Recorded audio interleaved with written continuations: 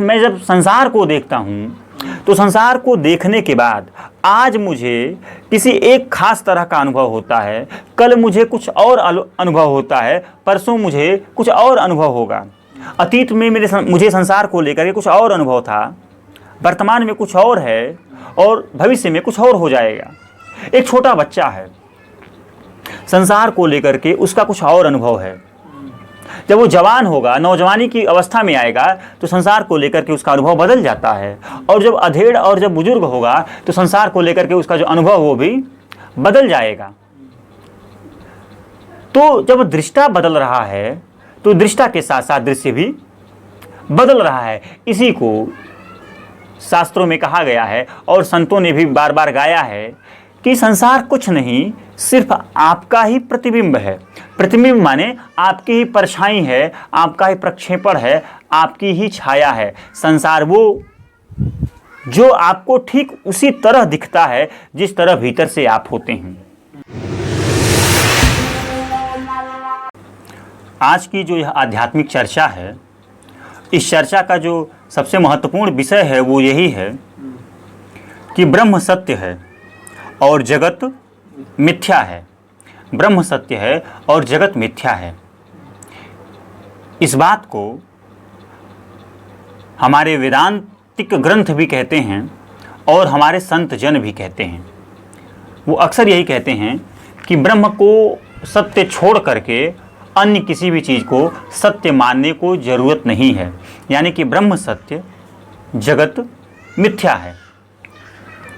अगर हम इस बात को साफ साफ समझें, और समझने की ज़रूरत सिर्फ इसलिए है ताकि हम जीवन की एक एक सच्चाई को जान करके, क्योंकि ये जो हम हैं, हम इस जगत में हैं, तो जगत की एक एक सच्चाई को जान करके उसके साथ एक ऐसा रिश्ता, एक ऐसा संबंध बना पाएं जिसकी बुनियाद सत्य हो, सच्चाई हो, और तभी जाकर के स्वयं का और संसार का जो संबंध है वह दृढ़ होगा, मधुर होगा, नित्य होगा। तो इसीलिए हम जगत की सच्चाई को जानना चाहते हैं, और जगत की सच्चाई ये है, जैसा हमारे वेदांतिक ग्रंथ कहते हैं और संत जन कहते हैं कि मिथ्या है। अगर हम इस बात को, इस महावाक्य को कि ब्रह्म सत्य है और जगत मिथ्या है, इसको हम समझने का प्रयास करें,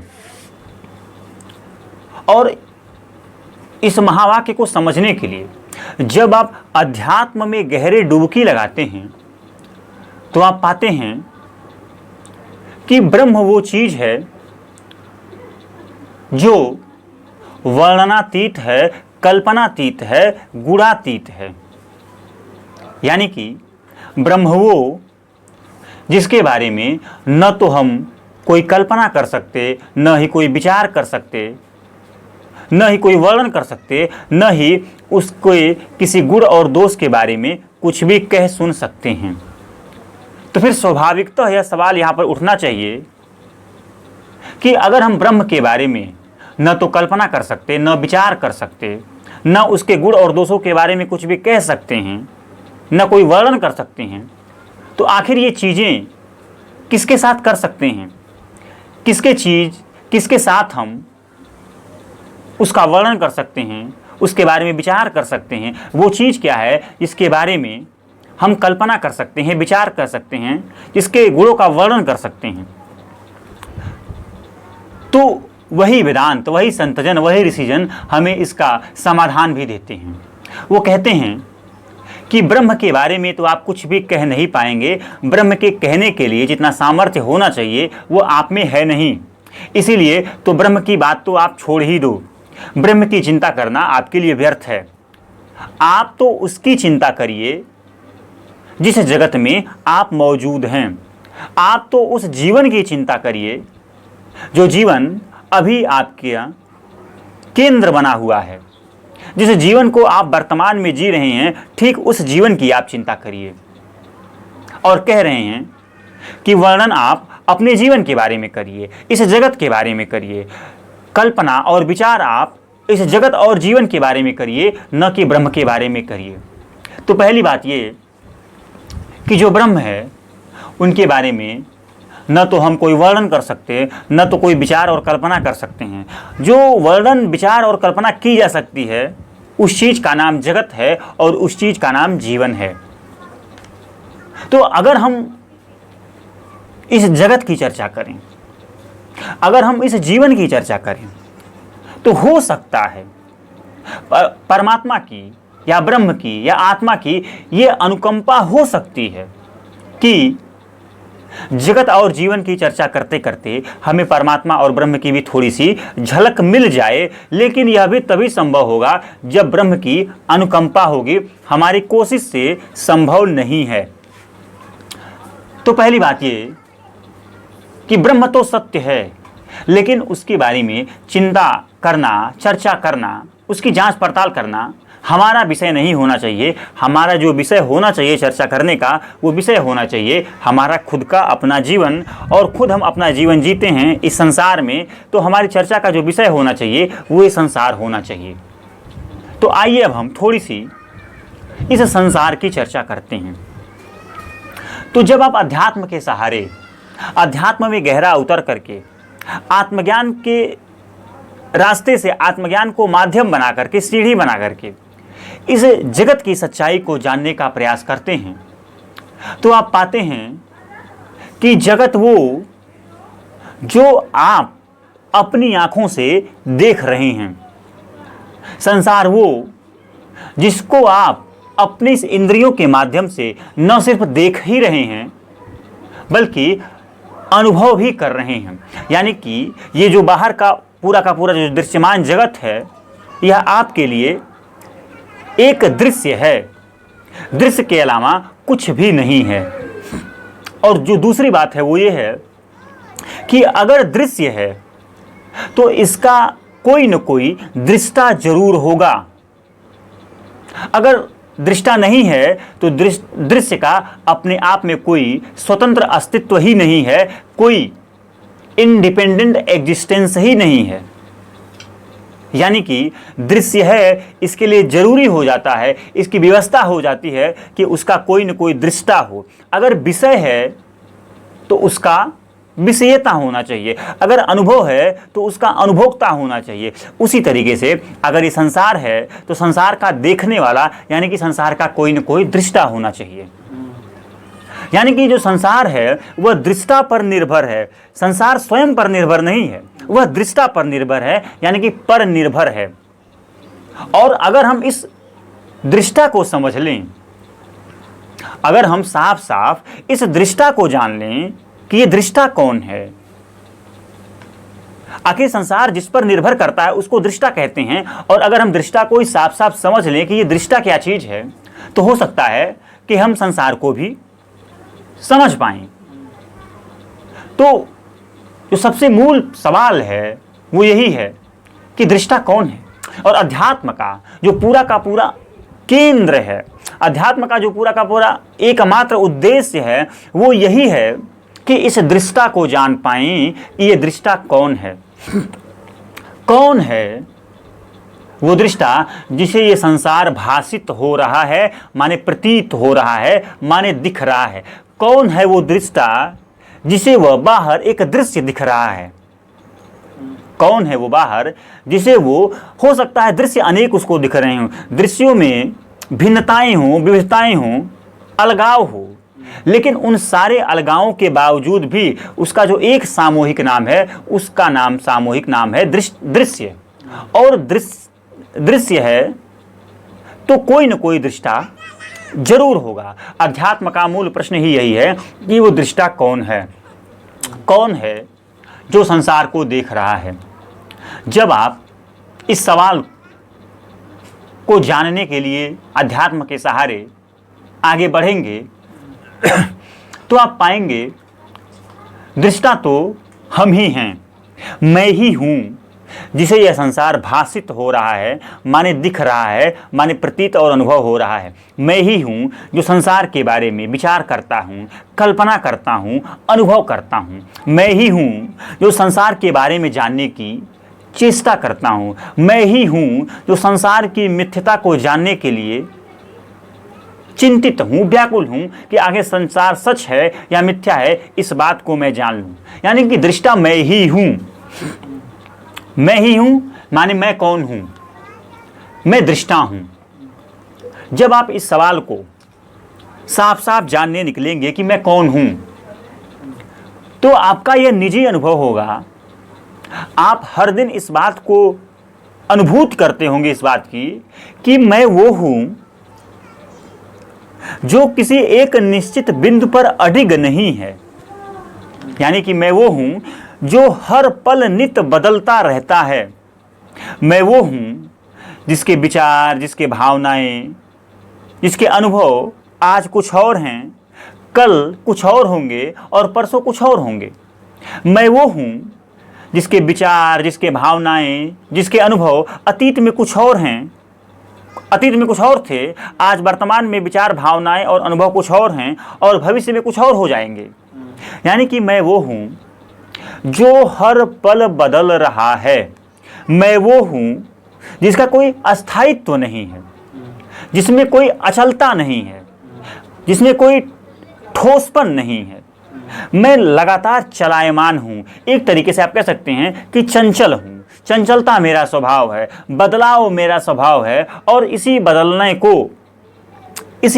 को शास्त्रों में कहा जाता है अनित्य।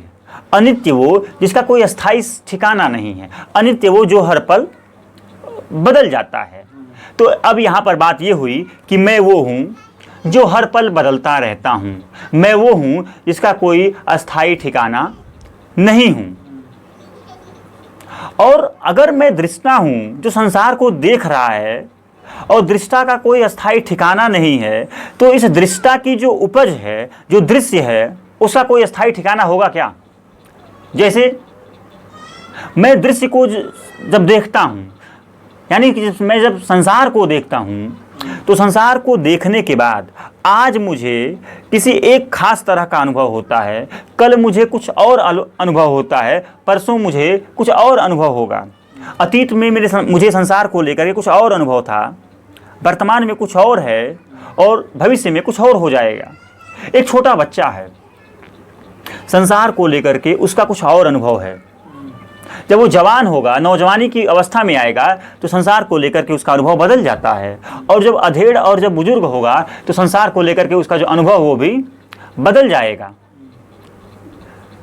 तो जब दृष्टा बदल रहा है, तो दृष्टा के साथ साथ दृश्य भी बदल रहा है। इसी को शास्त्रों में कहा गया है और संतों ने भी बार बार गाया है कि संसार कुछ नहीं, सिर्फ आपका ही प्रतिबिंब है।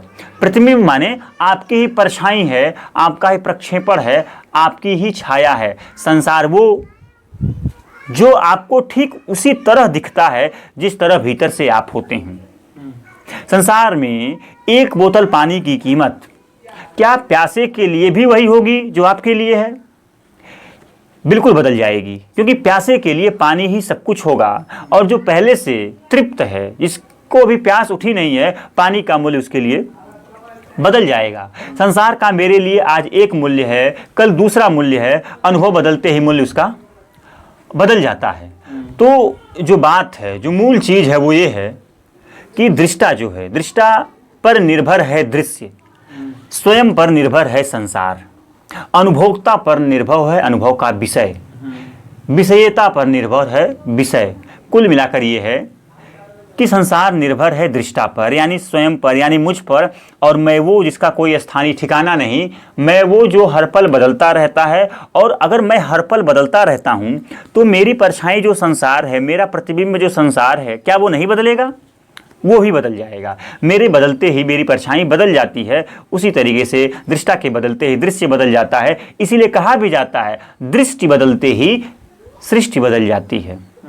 देखने का नजरिया है। संसार को आप जिस रंग से देखते हैं, जिस ढंग से देखते हैं, जिस कामना से ग्रस्त होकर के देखते हैं, वैसा ही संसार आपको दिखता है। संसार आप पर निर्भर करता है कि आप क्या होकर संसार को देख रहे हैं।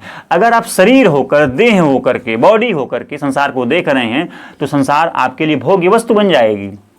अगर आप मुक्त होकर के देह से परे जाकर के आत्मा होकर के संसार को देख रहे हैं तो संसार के अर्थ आपके लिए बिल्कुल बदल जाएंगे संसार के मायने बिल्कुल आपके लिए। संसार सिर्फ आपके लिए एक साधन हो जाएगा, इस शरीर से माने प्रकृति से पार हो जाने का माने मुक्ति का साधन बन जाएगा। तो पहली बात ये कि संसार यानी कि जो दृश्य है वो दृष्टा पर डिपेंड करता है, निर्भर करता है। और जो दूसरी बात है वो ये है कि दृष्टा हर पल बदलता है और उसके हर पल बदलने के परिणाम स्वरूप फल स्वरूप दृश्य भी बदल रहा है, यानी कि स्वयं के बदलने संसार बदल जाता है। स्वयं पर निर्भर करता है संसार। मैं वो हूँ जो हर पल बदलता रहता है, इसलिए संसार भी हर पल बदलता रहता है। और जब संसार हर पल बदलता रहेगा तो उसको मिथ्या नहीं कहा जाएगा तो क्या कहा जाएगा? जो चीज़ हर पल बदलती रहेगी उसको अनित्य नहीं कहा जाएगा तो क्या कहा जाएगा? इसीलिए संसार को यानी जगत को मिथ्या कहा गया है। अब बात आती है कि जगत तो मिथ्या है, तो फिर ये ब्रह्म क्या चीज है और ब्रह्म को सत्य क्यों कहा गया है?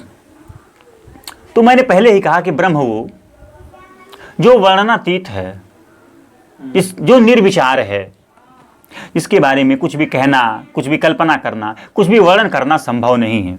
लेकिन जहां तक समझ का और अध्यात्म का जो सार है वो यही बस थोड़ी सी झलक दे देता है, आभास करा देता है कि ब्रह्म ही आत्मा है। और आत्मा वो जो सारे बदलावों के बाद भी अपरिवर्तनशील रहता है। आत्मा वो जो सारी परिवर्तनशीलता के बाद भी अपरिवर्तन रहती है, यानी कि आत्मा वो जो आपके भीतर है। आपकी शरीर बदल जाती है, आपके विचार, भाव और अनुभव बदल जाते हैं, लेकिन आत्मा नहीं बदलती। एक समय में आप बाल रूप में होते हैं, बालक होते हैं, एक समय में नौजवानी आती है, बुढ़ापा आता है, और एक समय में वही इंसान मृत्यु की शैया पर लेट जाता है। इन सब अवस्थाओं के बाद भी भीतर कोई ऐसा एक मौलिक तत्व है जो इनसे अकंपित रहता है, अछूता रहता है, जो इन सारे बदलावों के बाद भी नहीं बदलता, उसको आत्मा कहते हैं। वही आत्मा जब बाह्य जगत में दिखने लगती है तो उसको ब्रह्म कह देते हैं। यानी कि आपके सभी भूतों का जो आधारभूत कारण है उसको ब्रह्म कहते हैं, उसको आत्मा कहते हैं। भूत का मतलब पदार्थ होता है। पदार्थ माने जो पंच महाभूत हैं उनको पदार्थ कहते हैं। छित जल पावक गगन समीरा, पृथ्वी जल अग्नि वायु आकाश, इनको भूत बोलते हैं, यानी कि पंच महाभूत बोलते हैं। इन्हीं से यह संसार बना है।